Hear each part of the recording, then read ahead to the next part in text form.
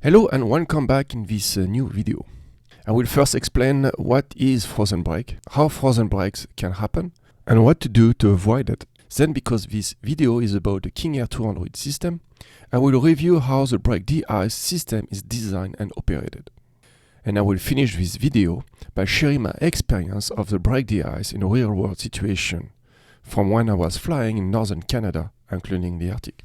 My experience in a cold temperature is based primarily on the King Air, but I am sure it can be used in most aircraft. However, brake design changes from aircraft to another. So be aware, a procedure followed on a King Air to prevent frozen brakes may not be adequate on an other aircraft. The procedure you choose to prevent frozen brakes must first follow the AFM of your aircraft, your company procedure, and the common sense. I will not be responsible for any wrongdoing on your aircraft. Please consider to put a like and leave a comment. It helps my video to be recognized by the algorithm and offer this video to more viewers. All my videos are free to access to everyone, and this little action of you hopefully will help me one day have some return. Frozen brakes happen when your brakes are warm and contamination, like sludge or snow, fell on it. When the brake cools down with the cold temperature, the water will freeze on your brakes, preventing the wheels to turn. If your brakes are frozen just a little bit, with a little application power, either with the engine or with the landing motion, the ice will break free. And you will either never knew you had ice on your brakes, or you will feel a little resistance until the ice breaks free.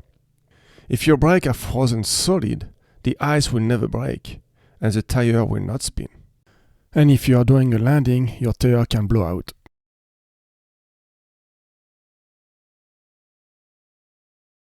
Brakes on an aircraft are roughly the same design the brakes you have on your car, if you have one, of course. On the King Air, I believe, we have only one type of brakes, the disc brakes.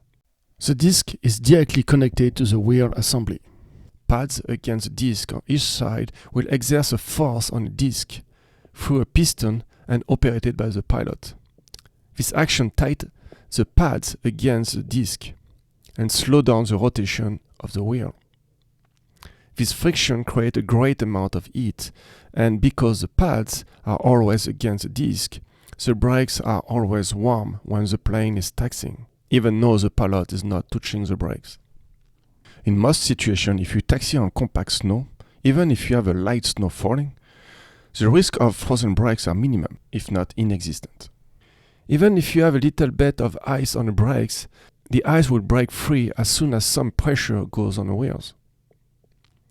The real problem begins when you taxi in deep snow, or you have a rare snowstorm.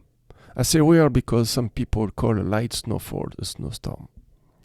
When the quantity of snow increases, the frozen brakes become more a concern. Avoid at all costs the use of brakes. Instead, use the prop reverse. If you taxi in deep snow, the blast from your props will increase the amount of contamination on your brakes. On takeoff, you may want to delay the gear retraction to let the wind and the props blast the snow or sludge away. Watch for not exceeding the gear retraction speed. If your aircraft is equipped with a brakes de-ice, this one has to be used only in a last resort, when doubt remains on the possibility of frozen brakes.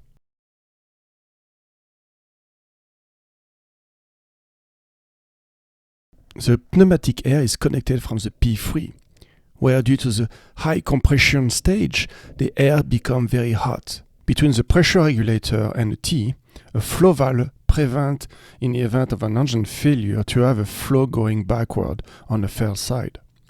This flow valve will not allow to have the brake de-ice to work on both sides if one engine fails. An electric valve is connected on each side and connected to the switch in the cockpit.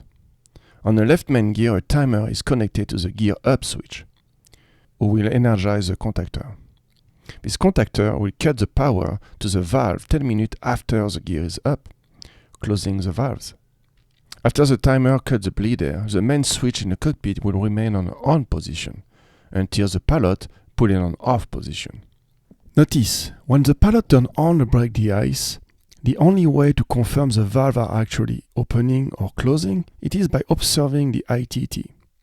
When the valves are open, you should see an increase of the ITT.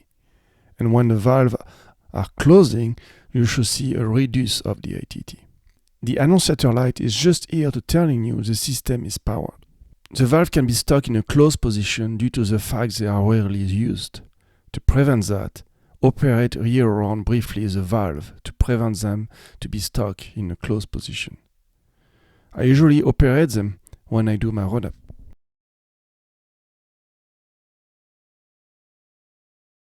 I flew 5 years the King Air 200 and B200. I did about 2.5 years in the Arctic and 2.5 years in the northern Manitoba. I probably use 1 or twice the brake de-ice per winter max, and my rule was do not use it. Unless the condition do not give me any other choice. Applying it on the brakes, it is like asking for frozen brakes. But when frozen brakes become obvious, brake de-ice become mandatory. The first condition is to have the temperature negative. The second, an important quantity of snow sludge to be on the brakes. If you taxi in 1-2 inches of snow, that will not be enough to affect the operation.